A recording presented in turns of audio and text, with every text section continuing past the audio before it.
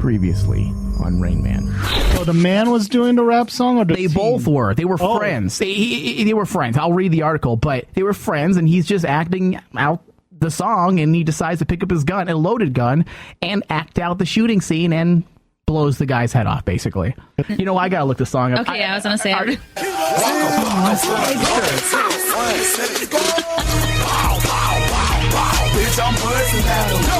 Oh, that is some gangster shit. Yeah. If I was drinking or I was high, I might be like... You know, you got a gun, it's like pow, pow, pow, pow, so... But listen, what He didn't know it was loaded. What happened to the good old days of just, like, picking up your finger and maybe, like, doing...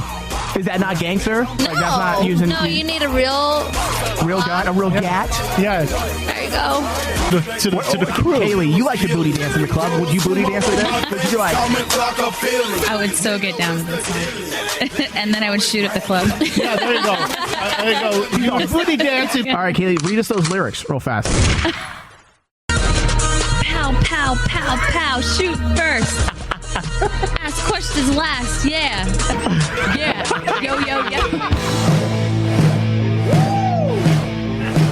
Listen, you know what? With all these issues and these legal issues that's happening with these players in the NFL, I think we worry so much about what happens on the field with the NFL, right? And the referees will 5-yard penalty, repeat first down. We need to set up a system in place for these dumb players who constantly get themselves in trouble, where referees just follow them around in their regular day life. And yeah, I think it's a good idea. And every time, like, for example, perfect scenario, case in point, right here.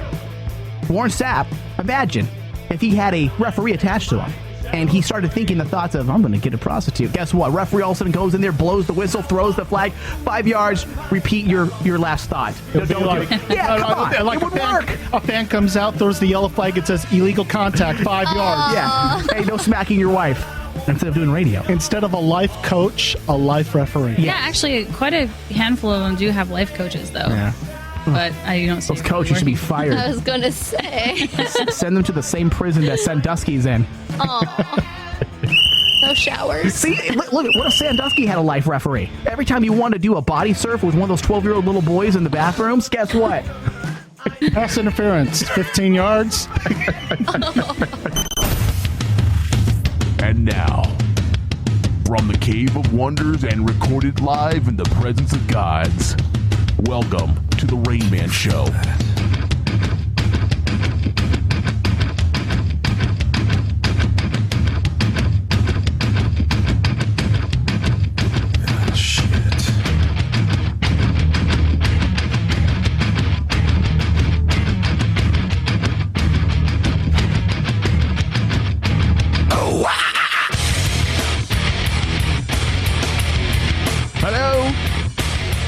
Hello, everybody. Welcome to the Rain Man Show. It is February 10th.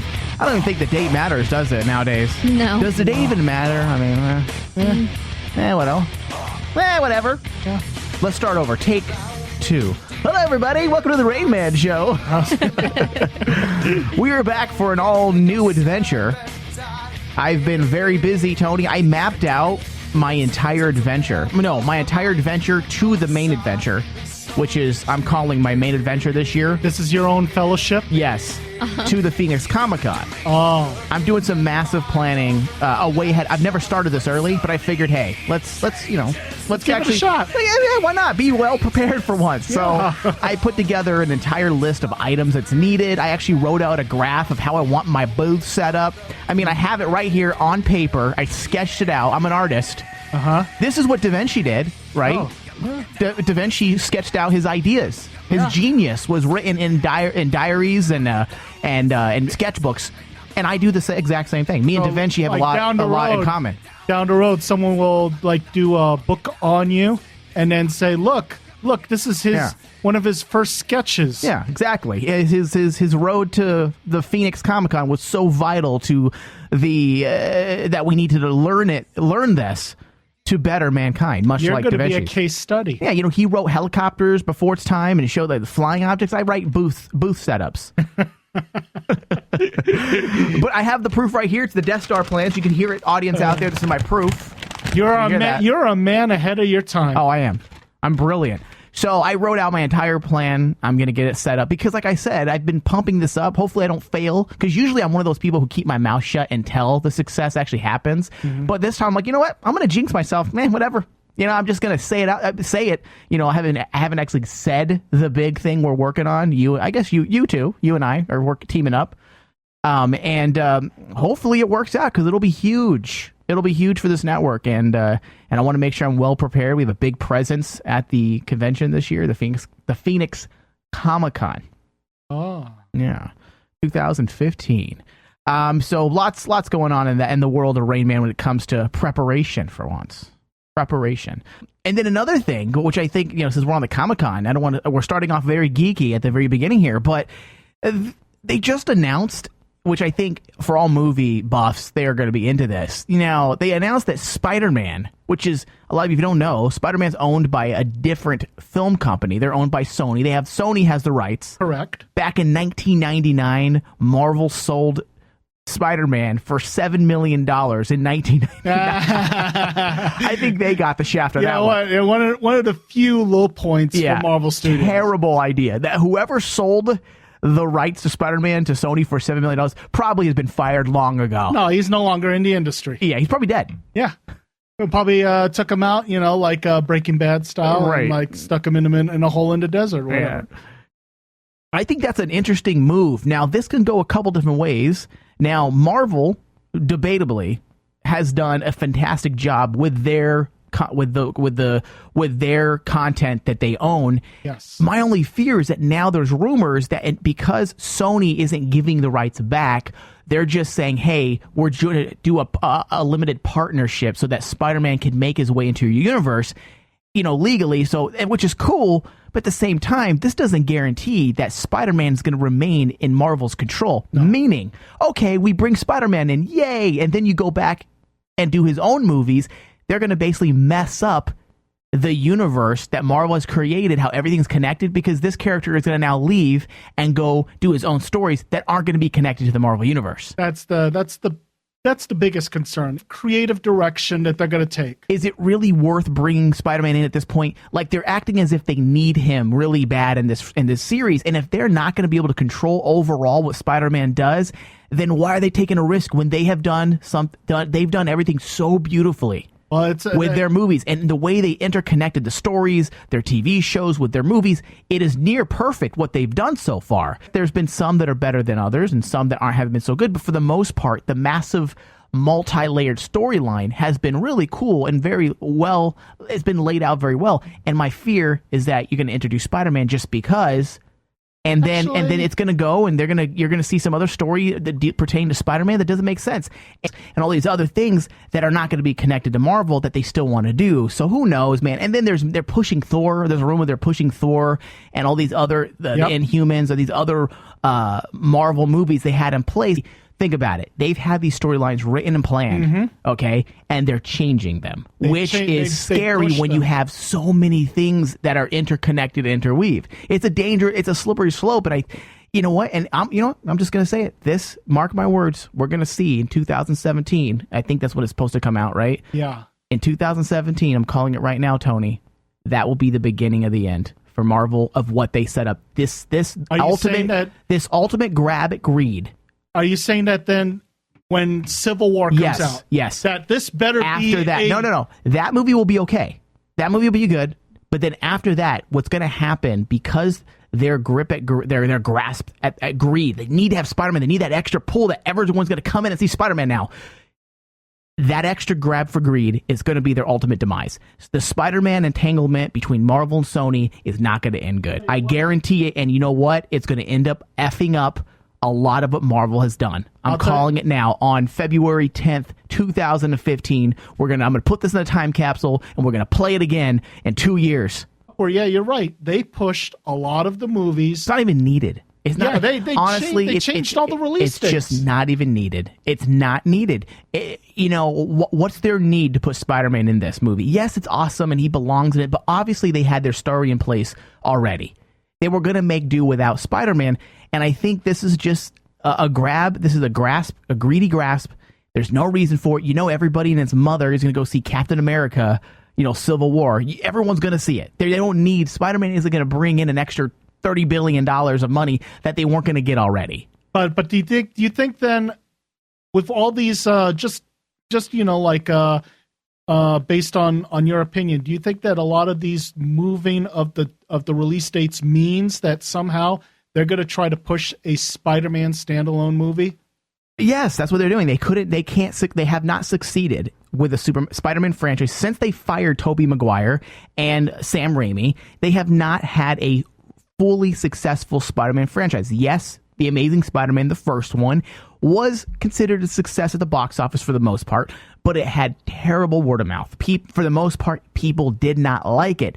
Then they have a second one that didn't perform. It underperformed so bad, and it was so underwhelming that even Andrew Garfield in interviews said he blames Sony. He blamed Sony for the lackluster box office performance of Amazing Spider-Man 2.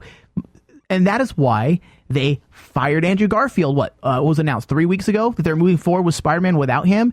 And then now they're doing this because this is the only way they're going to be. They feel Sony has, listen, we're on top of a mega money maker here, and yet we're not able to make it work. Marvel's making it work. Let's form a limited partnership with them and make it work. All they're going to do is use Marvel's success to boost them and boost their franchise, and then you're going to see what Sony's going to do. Sony's going to be like, peace out, we don't need you no more, Marvel, and they're going to leave. And in essence, it's going to be like, hey, where'd Spider-Man go? Oh, and then it's going to leave the Marvel storyline wide open, where they can't even say his name, they can't talk about him, nothing. So then he's just going to disappear all of a sudden. Well, it'll be interesting. I am going to be interested to see how things shape up after Civil War. I feel bad for Andrew Garfield, but I'm sure that he's enjoying all that excess money that he got from yeah, of course. And he's banging Emma Watson now, who's hot. I mean, I would be happy. Amazing Spider-Man gets Emma Watson. He got a fat paycheck. He got some Emma fame. Stone. Emma Stone, yeah. Emma Stone. Emma Watson is Hermione. Yeah. But yeah, Andrew Garfield has Emma Stone, and he'll be okay. It's a win-win. He's fine. Someone made a post on Facebook about it, and it was a perfect analogy or comparison, I should say. He said, you know what? Someone posted, I feel the same thing I feel for Andrew Garfield is what I felt about Brandon Routh with Superman Returns. Perfect casting, bad timing. Like, he should have been casted way late. Like, Andrew Garfield should be casted now for the new Marvel version of Spider-Man, and same thing with Brandon Routh. They said that he would have been great at a different time and not with that particular movie. Yeah. So, and I agree, because Brandon Routh was great as Superman, and I think Andrew Garfield was a good Spider-Man. I think Tobey Maguire was better. I liked him more. To me, he felt more nerdy. Listen, I hate, it's like when you try to, it's like when you take a hot chick and you nerd her up, and then you do those stupid rom-coms where the nerd girl becomes hot. I'm like, listen, she was never a nerd girl. You can tell her. Look at her big old boobs and her tight ass. Guess what? She was never a nerd. And Tobey Maguire is geeky looking. So him being Spider-Man was awesome because he was a nerd that became a superhero. Andrew Garfield's a good-looking dude. Okay, and you have this guy who's a good-looking guy. Yeah, you're not a nerd. Just because you throw dirt on it doesn't mean you're dirt. It means you're covering yourself up. Oh, well. Yeah. Let's cast some nerds. Marvel out there, this new Spider-Man. Who would be a person that you would like, a nerd? In a short answer. Give me a Maggie, you're here in the studio. No one can tell because you're on your phone texting. I'm not texting. But what are you doing? Yeah, Pinterest. Who's a nerd guy that you think would be a good Spider-Man? I don't like Spider-Man. Oh, let's see. Seth Rogen. Haha. Just joking. Stupid. What about Jonah Hill? Oh, come on. Are these even serious questions? No, you can tell that Maggie has little concern or care for Spider-Man. I don't like Spider-Man. I'm not a Spider-Man fan. You idiot! Regardless of what like Spider-Man. Come on. You gotta hate on Spider-Man. Regardless of what they do, they're going to cast Maggie hates nerds. I think that's the problem. He's too nerdy for me. Maggie hates geeky people. Well, regardless of who they cast, they're going to cast someone who's a teenager, and odds are it's going to be someone that no one's ever heard of. Yeah, and that's smart. Should be. And that's smart. I mean, Andrew Garfield was relatively unknown, right? He was, yeah. I mean, Henry For the most Cavill is relatively unknown. Yeah. He was in Tudors and a couple other movies, but he was a relatively an unknown. Like we said last week about Indiana Jones, it's better in these type of high-profile roles. It's better to cast someone who's relatively unknown. I know. Except- Chris Pratt. So stupid. Oh, go die. Yeah, go die in a fire, please. Yeah, listen. Stop it! I don't Tony think Sabal, show killer. You son of a bitch! Okay. Killer of shows. Thing about it though is that now the only time, and again, I'm going off the cuff here, but I can only think of one instance where this actually worked, and it worked really well, was Robert Downey Jr. as Iron Man. That worked well, and it could be because Iron Man, it's reverse, meaning he's well known, but Iron Man at the time was a C-level, B-level comic book hero. Let's be honest, he was. He wasn't the level of Batman or Superman. No, not even a little bit. Spider-Man. Most people, unless you were a comic book geek, most people knew nothing about Iron Man. Okay. Knew nothing about him. I'll buy that. I mean, Maggie, you're not a comic book person. Did you know who Iron Man was? No, Really? No. And you know what? I read comic books, and guess what? I gave two shits about Iron Man when I was a kid. I just didn't care. I didn't care. Before all Captain this movie, America was awesome. I liked He's my Captain America. favorite. I liked Thor, but I didn't give two shits about Iron Man. Here's an interesting question. Before all the movies started, yeah. Iron Man, Captain America, Thor, Hulk, which one did you really care about before you got to see all these movies? Hulk. For some reason, I liked Hulk. I always have since I was a kid. When with the terrible Lou Ferrigno one. I mean, that was great. Oh no! I mean, that's fair enough. But then the movie came out. I'm like, let's try again. Okay, no, I mean, you have a good point that not a lot of people were really on the Iron Man bandwagon. And I think that's why Robert Downey Jr. worked so well as because he's already established. Right. Anyways, so let's move on a little bit. This was sent, I think, from Schultz. I want to say Greg Schultz. I want to say his name is talking doll Cayla hacked to spew filthy things. How can you not like that? Oh, is it on eBay? So stupid. No, I guess Cayla, not Kaylee. Oh, did I say Kaylee? Oh, talking dog Cayla hacked to spew filthy things. How filthy? Yeah, well, okay. The talking doll designed to be a kid's best friend may actually be a parent's worst nightmare. My friend Cayla is an internet-connected doll introduced in November that is supposed to be able to communicate with children via speech recognition software. Now, that's your first problem right there. It's connected to the internet. Uh-oh. Yeah.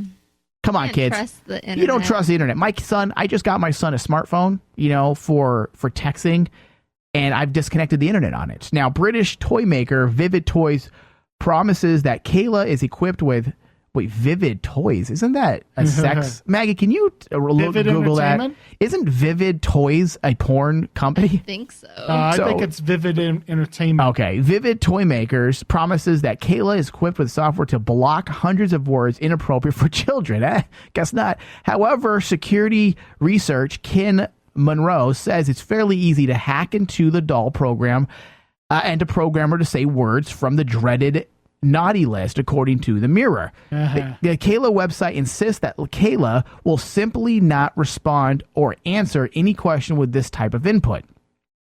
For example, if you don't want Cayla to talk about oranges, simply add the word to the app. Then, if asked about oranges, Cayla will say that she doesn't want to talk about it. That's a little disturbing. Why would you want this for you your imagine kids? if someone let's say they didn't put naughty words in it, Tony, and you're like you have a kid, okay, and you're cleaning the kid's room and the toy's just sitting on the bed and it says Tony Sabal, I'm gonna murder you. How scary would that be? Would you not immediately assume this doll's possessed? This is Annabelle. I throw the doll up against the wall and start stomping on it. It's like Teddy Ruxpin. Did you guys ever have one of those as a kid? No, but I know who they are. Yeah, I couldn't afford one. I was a poor kid. Oh, no, my brother used to have one, and it would talk even without the batteries. It was terrifying. Yeah, it is. If it talks without the batteries, then it is possessed. It had to be. It had to be. Yeah, this is crazy. I would be afraid to. I'd be afraid to death. Here, I have some audio of what she said. Suck my dick, Michael Flores. Whoa! Oh, wow. Oh, Jesus! That's obscene. And that you actually used my name in it, Tony. I think this is. I want Tony Sable to fuck my cunt. Oh, Jesus Can Christ! she say the last name again? Or, like, what about, fisting? I don't think she likes fisting. Oh, she doesn't? Oh, okay. Sorry, not interested. I don't want to talk about fisting. So stupid. I had no idea. Let's see. Tony, I don't like fisting. Oh, well, then move along. How about I suck your dick instead? Oh, Jesus! We could negotiate. It's 50. If it's the Please fuck my cunt really good, you Chinese bastard. That's Filipino, bitch. This must be the 50 Shades of Grey official doll. Oh, It's part of his arsenal. Please fuck my cunt really good, you Chinese bastard. Now.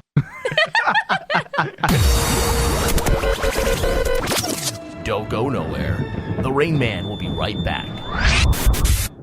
Enough with this Kanye West. Sit down, you fucking idiot. Who the hell are you to get up and interrupt somebody's acceptance speech? Beck should have got the album of the year. I don't care what Kanye West thinks. Who the fuck is this guy? Sit down, you asshole. And even if Beyonce did deserve it, that's a decision. Too bad. Tough shit. That's life. If life was fair, my father would be alive. I'd have my own sitcom. Who the hell are you? First of all, why don't you smile once? What's with the fucking... Oh, look, you fucking puss. You should have been tap dancing and kissing the ground on that stage. You don't deserve to be in the same stage with Paul McCartney. You fucking no talent. That's music. 21 Grammys? Here's your fucking 21 Grammys, right? I'd rather stick pins in my balls into your fucking music. Smile, will you fucking idiot? When you got a beautiful wife, you got kids, a house, money, cars, a clothing line, and you're always...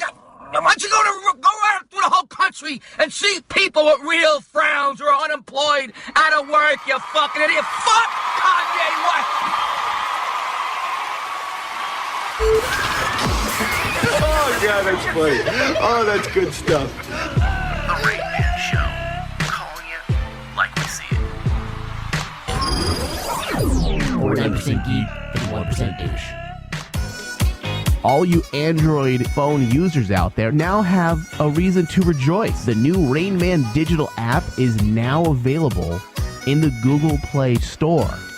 Simply search Rain Man Digital and download the app today for free. And now you could take the entire Rain Man digital network anywhere you go. Supernatural The Crossroads, The Rain Man Show, Star Wars From the Back to Tank, Critique Revolve, and Weird West Radio, all in this app. Also, we have our two 24-hour radio channels, RM001 and Crossroads 003, also included in the app. So when we broadcast live, you can now listen to our live broadcast directly from this app. Go to the Google Play Store and download Rain Man Digital. Just search Rain Man Digital and start listening.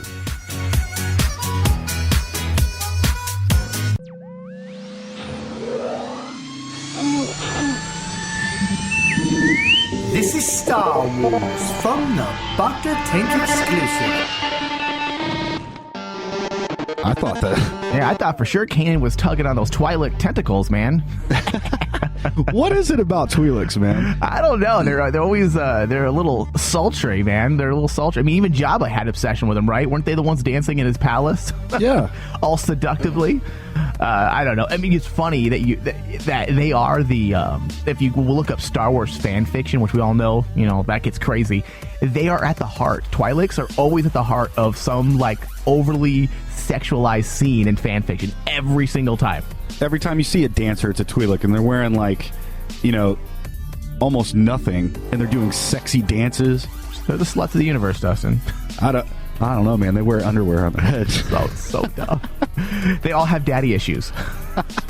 Maybe like this planet of Twi'lek, all the men in that world just suck. So it gives all these females have just daddy issues, and now we have a galaxy full of strippers and prostitutes. From the Back to Tank.com. details.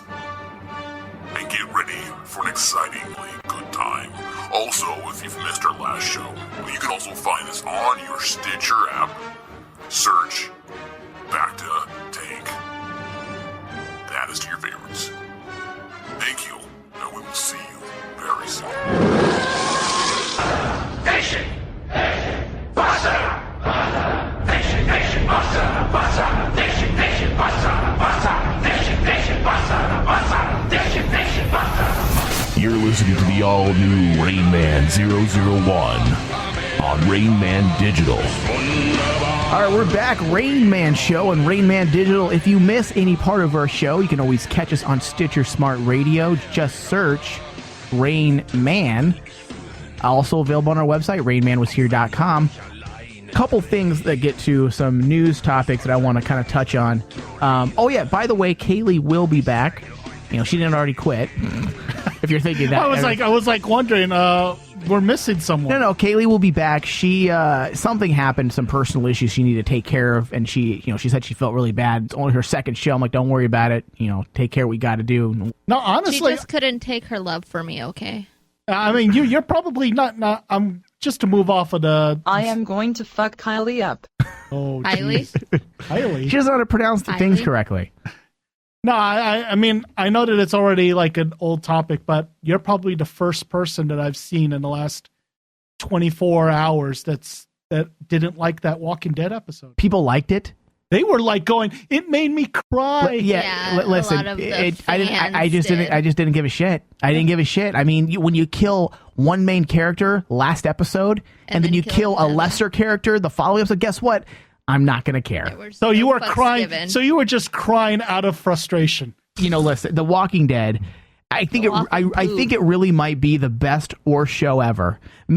I really think it is. I mean, my contempt for the writers in The Walking Dead. I mean, I can be facetious here and say what writers, because do they even exist? Do you really even? I almost think they ad lib. I think they improv. Sticks. I think they get on set and like, so what's going to happen here? Well, you guys are going to argue a little bit, and then you guys are going to like cry, and then someo's going to die, and then that's it. So there's no script. Nah, just improv it. Right, rock paper scissors. Who's going to die? I'm like, oh, okay, like Maggie, me and you are the writers of Walking Dead. Okay, so who do you want this episode to be about? Let's choose. Okay. At the beginning of the season, we had Carol with Daryl, and we had Carl with the samurai chick, and then we had Rick with Glenn. You know, who hasn't teamed up yet? Okay, let's do rock paper scissors. Who's gonna go with Rick, Maggie, or Carl? Ready? Rock paper scissors.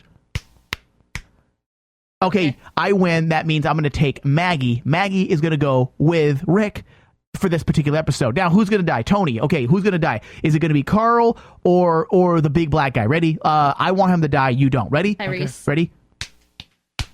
Guess what? I won again.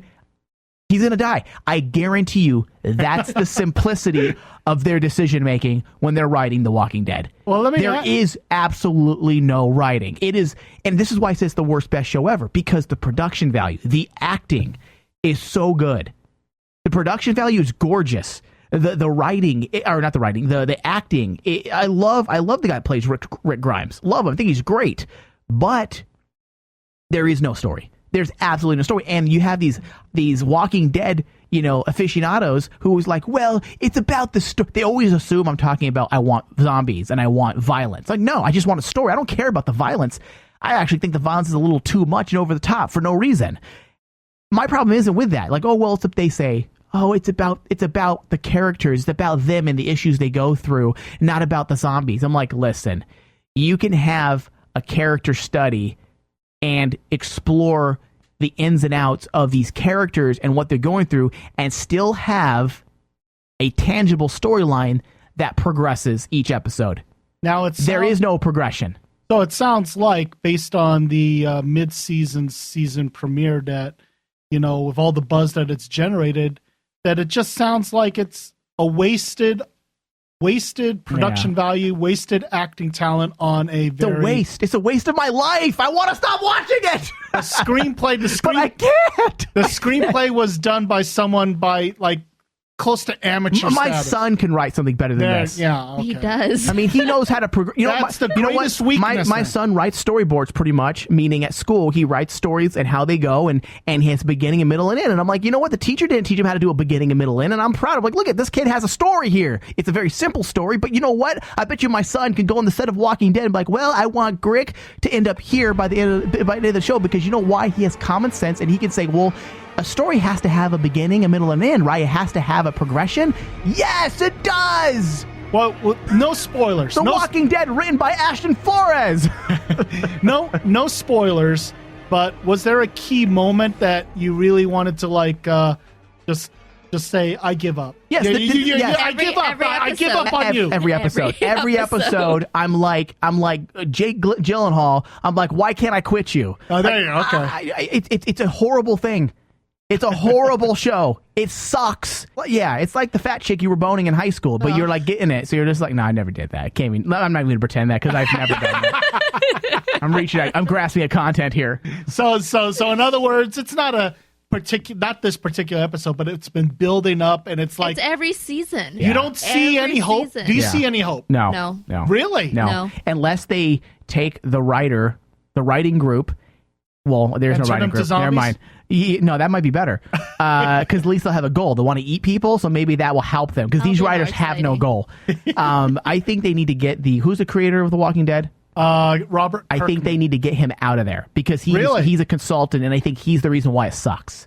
Yeah, because he's not. The sad thing is nowadays content can be owned, which is good. It's not a sad thing, but sometimes it doesn't work good. Sometimes you have the content owners should not. Sometimes the writers should not be involved in the development and production of a television project unless they are from the television or movie world, because they don't know how things should work on television. And he's so invested in this show, he has a lot of say. And I think his say, because, in the comic book it does this. I'm like, listen, translating the comic book to screen doesn't always work the way you think it should.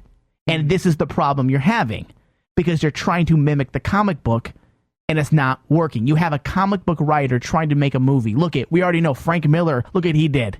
Okay, stick to comic book writing, Frank Miller. You're a genius, but not when you did The Spirit. There's a reason why some people can't make that crossover. I mean, you heard the same thing with the 50 Shades of Grey girl. Getting into this for a moment. There was an interview with the director from 50 Shades of Grey. And you know what she said? I thought it was fucking hilarious. She said, what's the biggest problem you had on the set? She said, dealing with the writer. The woman who wrote it, she says it's very frustrating working with this woman. That was her deal. Her deal was she was going to be in studio, she was going to be there on set, and she's going to have meetings with the writers. And she said the biggest problem was dealing with her, because she knows dick about movies. And there she is with her input. Well, we need to put this in there. We need to put this in there. And she's all, guess what? This is a rated R studio film. We can't show penetration. Sorry. Like she said, that was actually an argument she had. And then you're doing a porn. I'm like, yeah, listen, EL, whatever hack writer you are that wrote 50 Shades of Grey, which is, guess what? If you want to make porn, go down to Brazzers.com. They'll let you do whatever you want. You want to show penetration? Guess what? There you go. Go there. Right. We threw something to Brazzers. Yeah, 50 Shades of Grey. I bet you they make it better.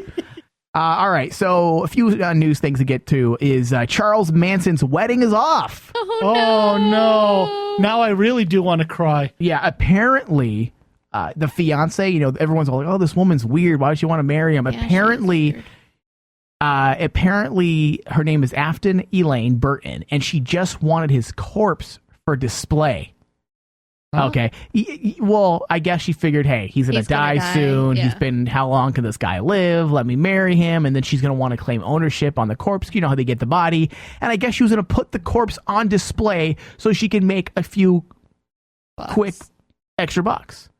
Just like they do for Lenin in Russia. Just put him under glass. Yes, serial killer Charles Manson's supposed budding romance with a woman 53 years his junior has been allegedly exposed as a money-making scheme. Oh, come on. Oh, really? Do you think this broke his heart? Do you think Charles Manson was crying? He has a heart? Wait. Why?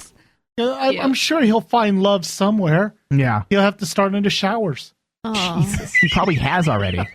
According to journalist Daniel Simone, 27-year-old Afton Elaine Burton, now known as Star, was hoping that she would gain possession of Manson's corpse through marriage so she and a couple of friends could put it on display in a glass case in L.A.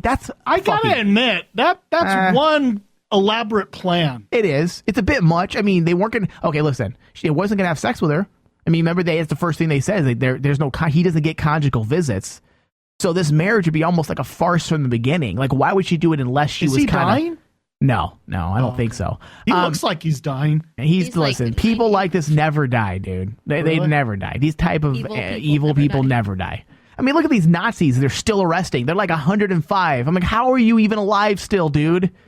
I mean, but that's one hell of an elaborate plan to go ahead and says, I'm going to marry one of the most evil people in the world, so that when he's finally dead, we could go ahead and put his body up, embalm it, and display it. I think she would have made some really big time bucks off of that. Yeah, it was. I mean, give her E for effort, right? I mean, it was definitely no easy task. I mean, it seems like a no brainer, right? I'm going to suck his dick. Okay, so simmer down, Cayla. What's her name? Cayla. Cayla, yeah. I guess she's into Charles Manson as well. She likes, I guess that's a thing. It is a thing, though. I mean, women, it's society, if you look at pop culture, I should say, is filled with scenarios where women love these serial killers and they go after them. They want to marry them. And I'm like, how? I don't get the psychological. I would love to read about these people and if they truly have issues, because there is something psychologically wrong with these women. Isn't it true with that guy in L.A., Richard Ramirez? If you like a bad boy, a bad boy's a guy that drives a motorcycle, maybe doesn't take shit from women, he smokes. Like Justin Bieber? He's a bad... Chris Brown is what you're saying. Oh, yeah, Chris Brown or Kanye. Yeah. Jesus Christ. That explains everything. That explains everything. Oh. Yeah, thank you. She's on my side. Can you? Wow. No, I mean, that's a good point. I mean, it just seemed it just came out of the blue that this young woman wanted to marry Charles Manson. Yeah, well, at least she's trying to work, right? At least she's not out there getting government assistance, right? At least she has a plan of action. Or sitting on the corner. I wonder how long she was working on this plan. Probably a long time. Probably her life's goal. How did Charles? Do you think she has it written down like me, like Da Vinci, like on a nice solid little chart here? You think it was that simple? She wrote it on the back of a matchbox? Find out? I don't know. They don't say. Have you heard those interviews with Manson lately? That guy is really out there. I don't like listening to him, man. He's creepy to me. I'm not one of those. I'm not a serial killer enthusiast at all. Like those people are psychotic. All it does is instill fear in me for my family. Like I worry about my son falling victim to these psychos. I just rather not even think about it. Yeah, I'd rather stick my head in the ground, basically. Ostrich. Would you have paid money to go see Charles Manson's corpse? No, well, I'm not gonna pay. Listen, I wouldn't. I don't pay to see anybody. Stupid. Anyways, all right. So a football player that doesn't answer questions. This guy is remarkable. Like I don't know if to like. Was it Marshawn Lynch? Yes. I don't know if I should like him or dislike him, but he's kind of taken. Some people are saying that his attitude towards the media is he does. Whoa, hold on. Like basically he doesn't want to basically the media to twist his words, which I just think this is a stunt. Like I just think he's being a dick, honestly. Like I know a lot. What do you think do you like him? He undoubtedly outside of his football performance. He does come across as a douche, as a dick, but I've heard stories where there's like some sort of like psychological disability that he might be having, and he just doesn't want to look stupid. Yeah. Hold on, let's see. I have some audio of him. Have you heard this before, Maggie? No. I mean, all week I done told y'all what's up, and for some reason y'all continue to come back and do the same thing that y'all did. I don't know what story y'all trying to get out of me. I don't know what image y'all trying to portray of me, but it don't matter what y'all think, what y'all say about me. Because when I go home at night... This is his response to people asking him why he refuses to answer questions in interviews. And it really picked up speed and press when it got closer to the playoffs and the Super Bowl. Because, listen, you're a top player. You're one of the best players. You're one of the big guns, right? Mm-hmm. And you're refusing to talk to the press about football. They're not asking you personal questions. They're not asking you the size of your dick. They're not asking you about your wife. You know, maybe this is his reply to what they did to the other guy. What's the guy that beat his wife in the elevator? Ray Rice. Maybe he's trying to like prove something here, like don't get involved in my personal life. But dude, you get paid. You get paid millions of dollars to play a game, right? Mm-hmm. And in your contract, you're obligated for press appearances. And he even says that he's here just so he doesn't get fined. And that's all he says. His answer is, I'm just here not to get fined. I'm not here. I'm just here not to get fined. I'm like, dude, but you should get fined because you're not answering people's questions. Y'all got 2 more minutes to look at me. Yesterday, Chris Carter made the statement. He said he feels like you have the best possibility to make the Hall of Fame out of all active running backs. I just wanted to know if you had any thought on that, if you feel like your exchange with the media would have any impact on that. Doesn't answer. Understood. Anybody else? Just stares. Just stare straight at them. Yeah, that's a dick. Shout out Oakland, California. I was doing shout outs. Shout out Westbrook. How's your mom doing? Shout out my teammates.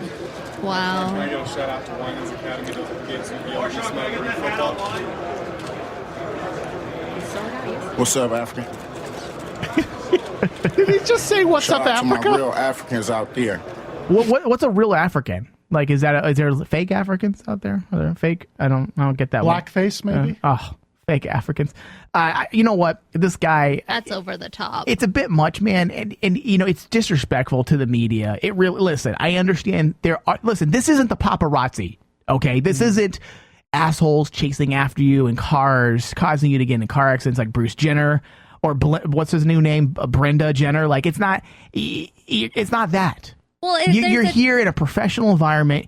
You're here specifically to answer questions. You're obligated by contract, and instead you just choose to be a dick, and you're disrespecting every single person, not just these media people, but you're also disrespecting the fans who want to hear your thoughts on the game. Well, there's a difference of them asking football questions, like the whole running back thing, that he's going to be one of the best.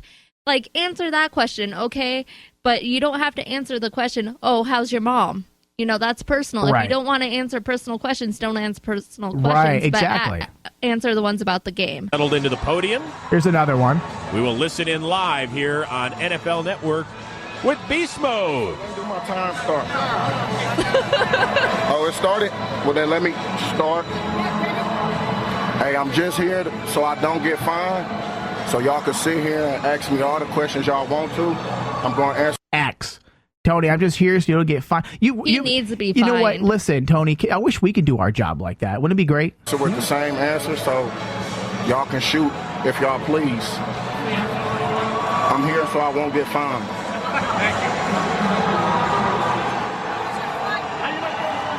I'm here so I won't get fined.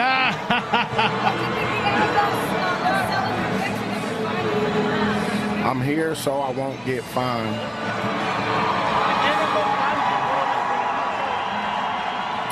I'm here so I won't get fined. Wow. And there's so many people not here, but applauding him on Facebook and Twitter and social media, saying this guy is great. He's really giving it to the media. I'm like, why has everybody got to be rebellious, dude? This isn't a rebellious nature. There isn't no political cause or agenda he's going after. He's being a dick. What has he got? I wonder if there's If he has something to hide. Yeah, no, if there's something about the media that he was offended a while back, or I'm curious if there was something that happened not too long ago that gave him this attitude. Has he been doing this his whole career? Or I don't think he's been doing this early on. No. Like, all of a sudden, this is just crowded up. Yeah, it's weird. Maybe he's hiding something. I'm just here so I don't get fined. Oh, well, look at Cayla saying the same thing. Yeah. Oh, maybe it's a thing. Maybe he's a trendsetter.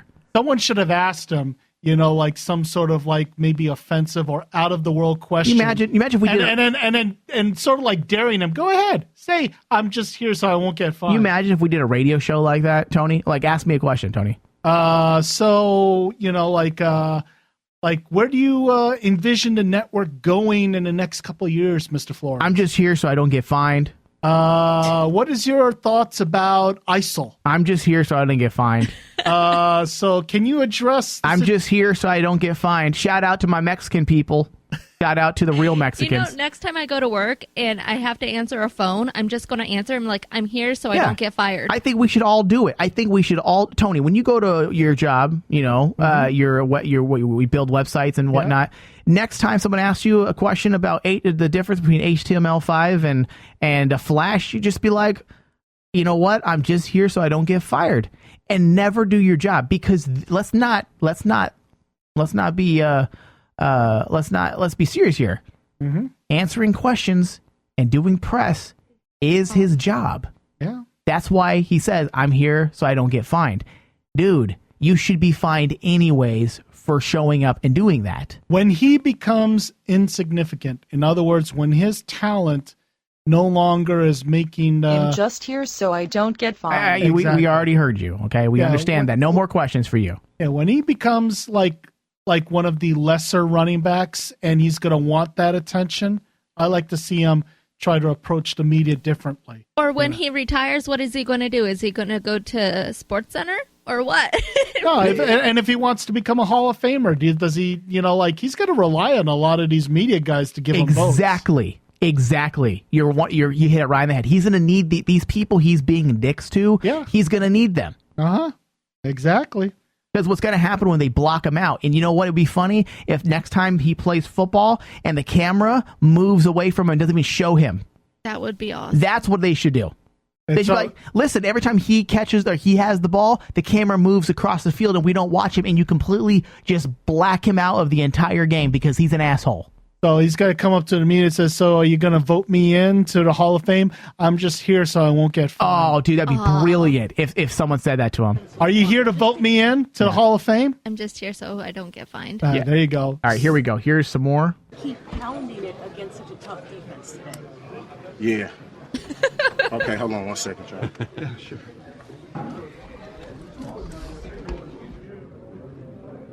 So aggressively. Yeah. He says, how does that defense compare to others that you've seen this year? Yeah. And Marshawn, you were on the sidelines for a little bit there. What was going on? Was the back all right? Obviously, you got back in there. Yeah. How important was it to keep the ball on the ground and run out the clock, especially in the fourth quarter when you know this team is so good in the fourth quarter? Yeah. Like, he says over 40 times in this. Now, what's the point? And why isn't anybody holding him accountable? Why?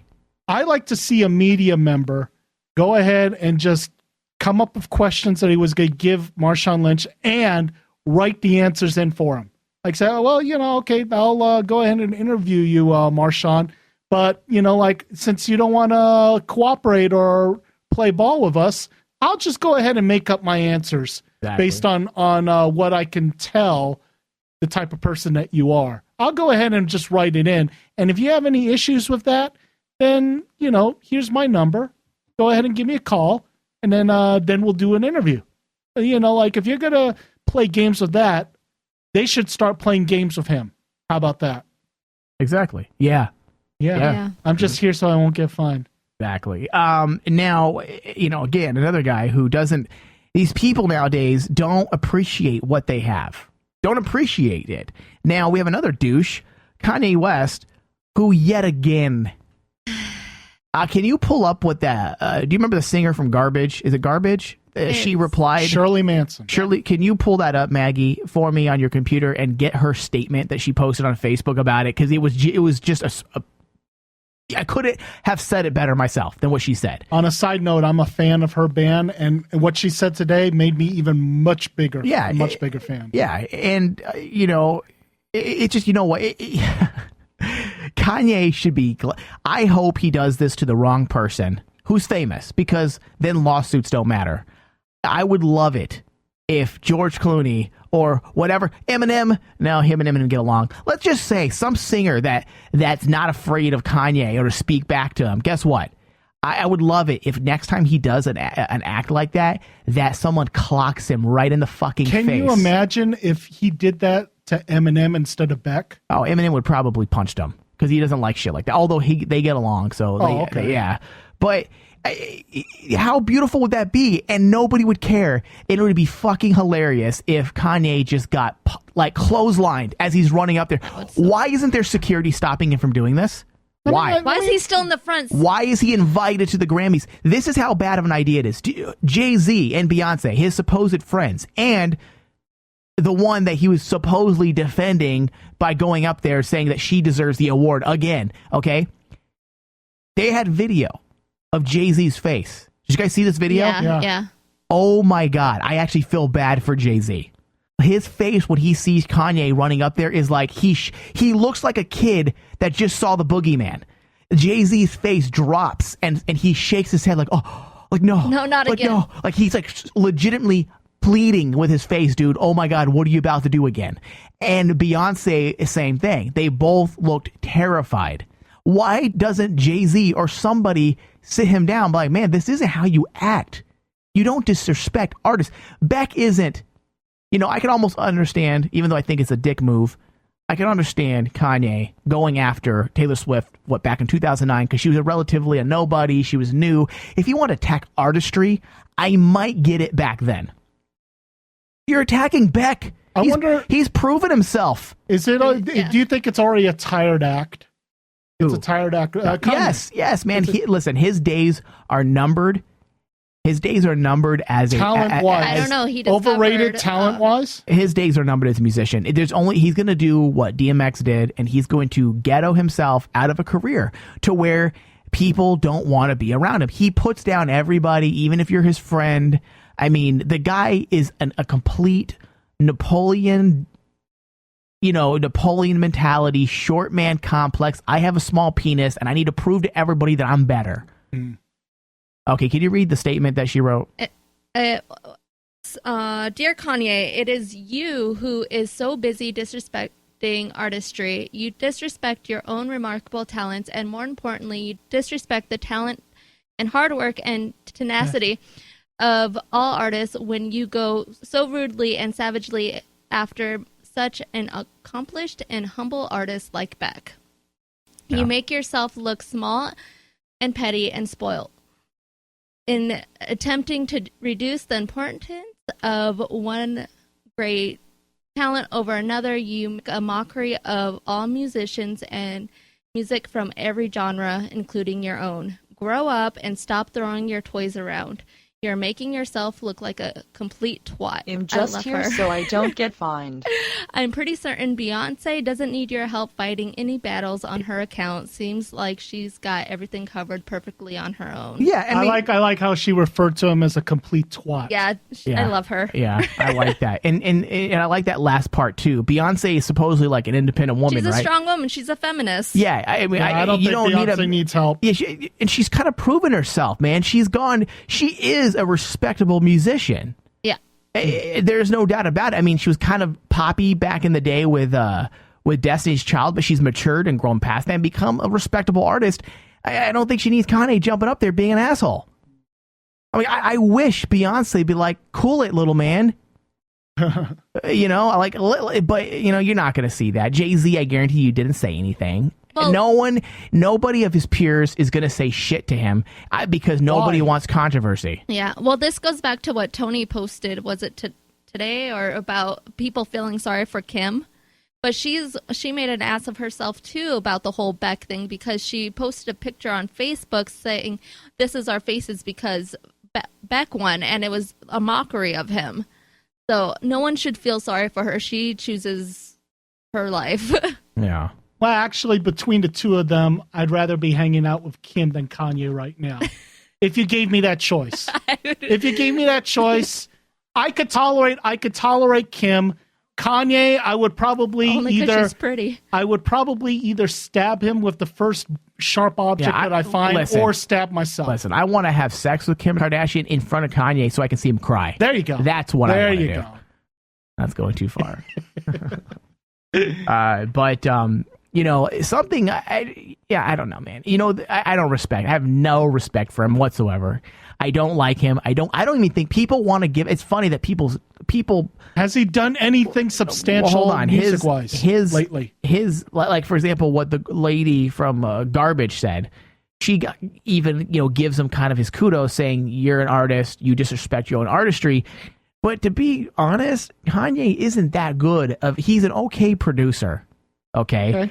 He's not even. He's a terrible rapper. He's a horrible rapper. His rhyming scheme is terrible. He has no skill as a poet.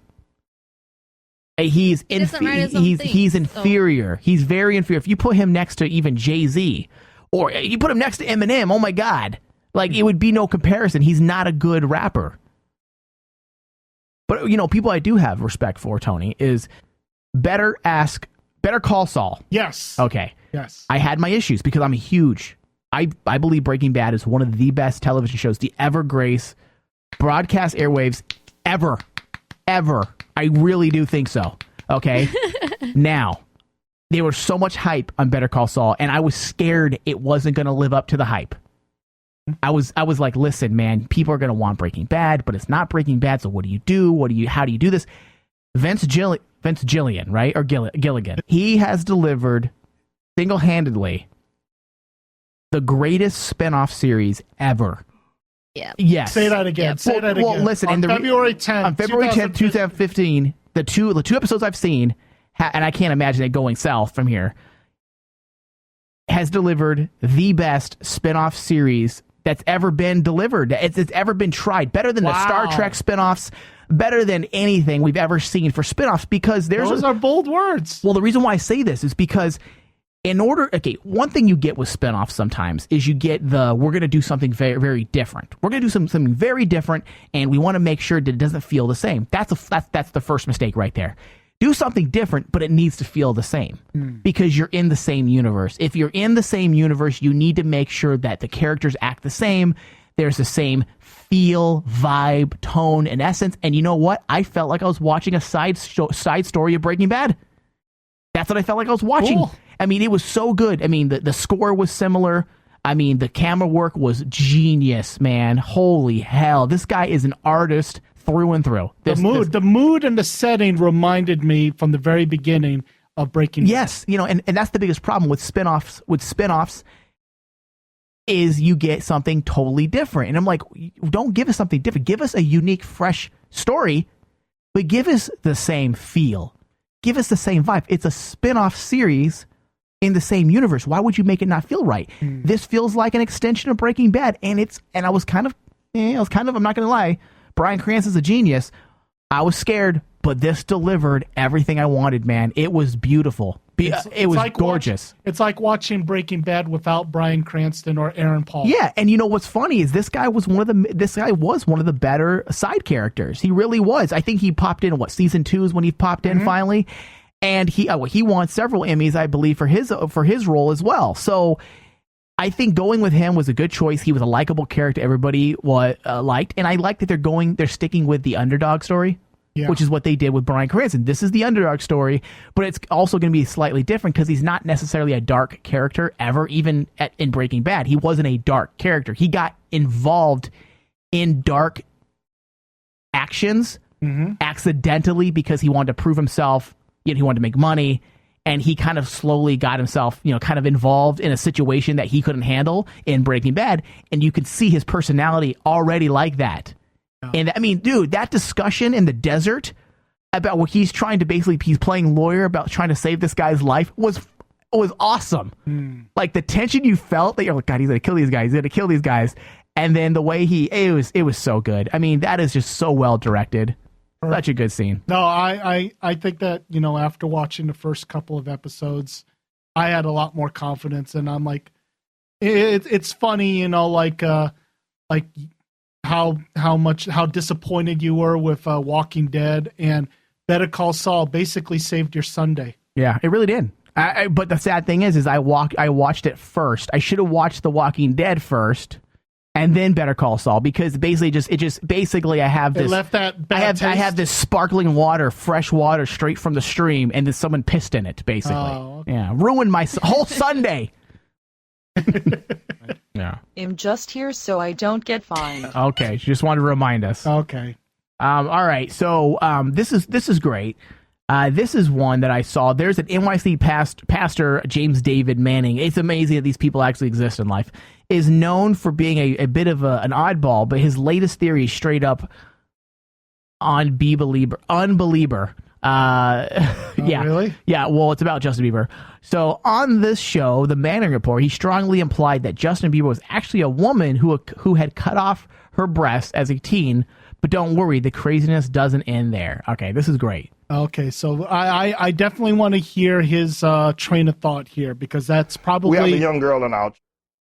That is probably the most unique explanation for Justin Bieber.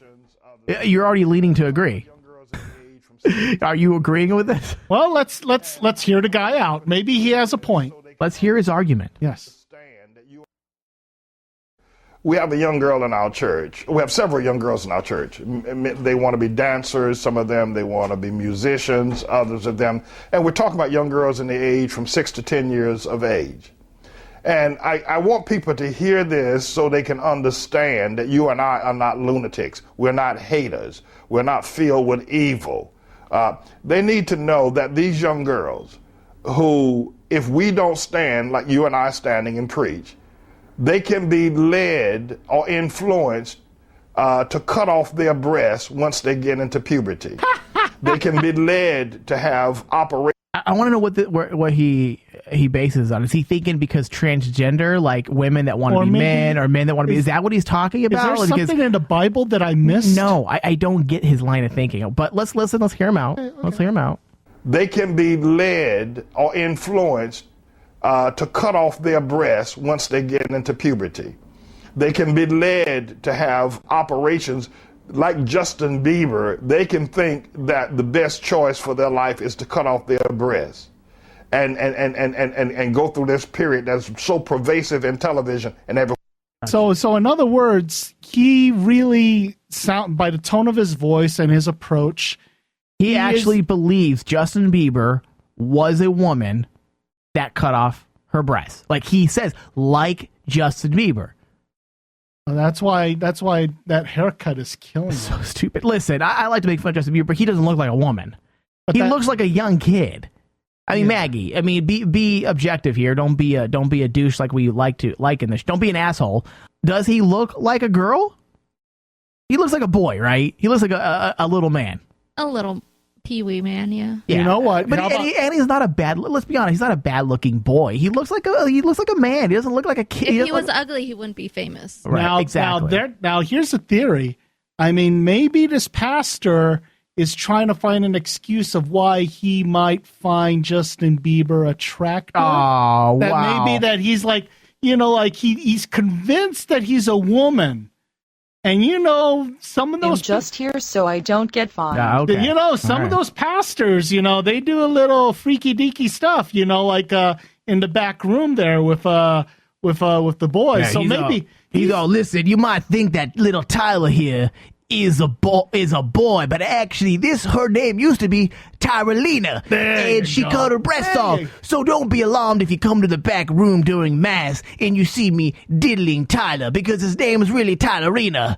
So next question, please, and I'm only here so I don't get fined by God. Let's see what else he says. Mutilated my flesh. I wish I'd never cut off my penis. I wish I had never done that. I was just young. And the people in the church or the people in the media said or gave the impression that I had a right to choose any kind of sexual orientation that I wanted to choose. And so I cut off my penis or I cut off my breast. But now I'm 20 years old and I wish that I had not done that. I will not, as a pastor, allow that to be said by any child that's under my leadership.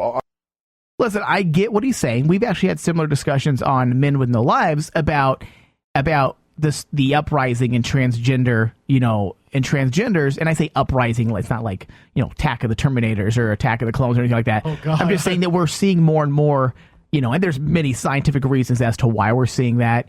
But a lot of it, people are saying, from a scientific standpoint, it's happening because of the stuff that's in our foods. It's messing with people's hormones and whatnot. And and that's why I think we're seeing, more and more people wanting to do these things. And also we are becoming a more, even though we have leaps and bounds, we are becoming a more acceptable society towards a lot more things. But yes, I do agree with one thing. We should not be allowing women or girls, no, not women, little girls and little boys to be making drastic decisions like mutilating their body parts. Oh, absolutely. You should not, because he is spot on about that. That might have been some psychological issues that this poor child is going through. We all remember being kids. We're confused about all types of things. And you imagine if this person's just going through some ordeal in his life and he thinks he's supposed to be a woman or vice versa, and then he does these things. This is why I believe you should go through heavy therapy before you're allowed to lop off your dick or cut your boobs off. Usually they do require that. Right. And usually they do. That is the law, that you have to go through therapy. And some people are like, well, why should you have to go through therapy if this is what you feel is normal? I'm like, Because there's no do-overs. Because let's be honest, it isn't necessary. I hate to sound like I'm not going to sound like, I'm not trying to be a bigot here, but let's be honest, it isn't the norm. It isn't the norm for a boy to cut off his dick, and it isn't the norm for a woman to cut off her boobs. It is more normal for people to be gay. That's normal to me. I think people are born that way for the most part.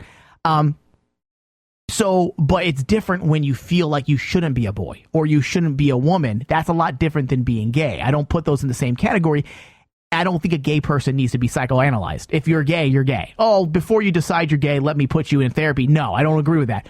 But when you're talking about self-mutilation and you're cutting off body parts, there needs to be someone there. When you're a kid, when you're young, when you're an adolescent, there needs to be someone there that can coach you and actually work with you and figure if it's really something that's true, it's really you, or it's just problems and hormones that you're going through as a child. No, I mean, because like you just wrapped it up right there. There is no, when you do something that drastic, there is no, I changed my mind.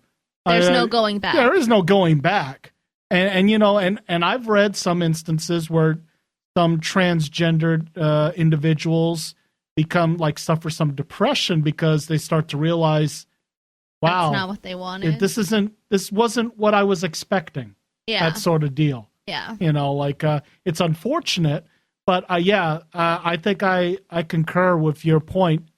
Making a decision of that level is really one of those decisions that you really, really have to be well educated on. Yeah. And you have to be absolutely certain, because it's not something that, okay, you cut off your penis or you cut off your breast and then voila, everything's changed and, you're moving on. Yeah. There's going to be a period at a time where you're going to really suffer a lot of conflict. Right. So I think the funny aspect, this guy is actually speaking with a little bit of common sense, but I think the funny part is the fact that he thinks Justin Bieber is a girl. I think that's the funny Hanson part. And the whole debacle of are they women? Are they girls? Or are they boys? But to me, do you think that's just people being ignorant? Because I never thought Hanson was. I think they're just being stupid. Hanson to me looked like boys too.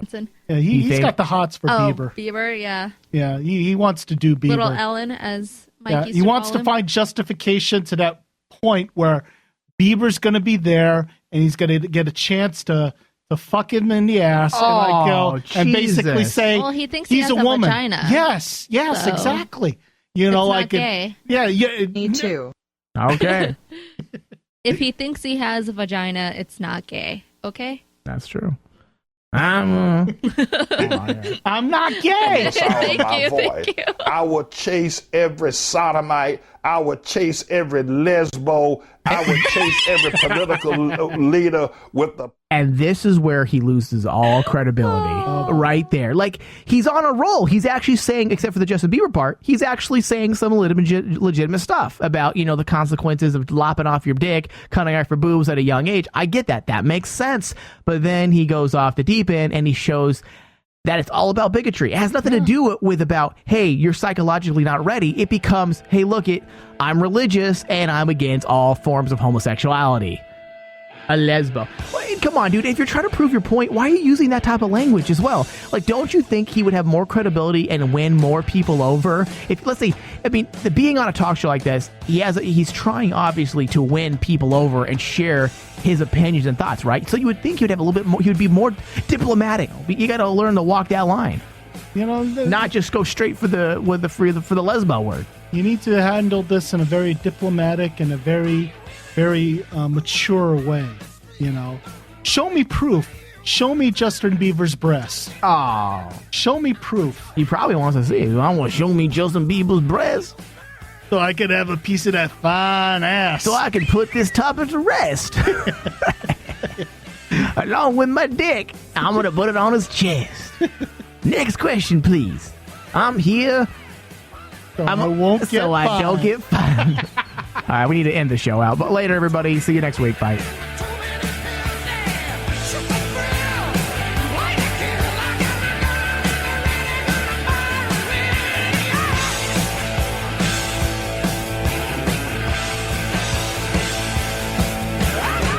Let's get the fuck out of this motherfucking hellhole!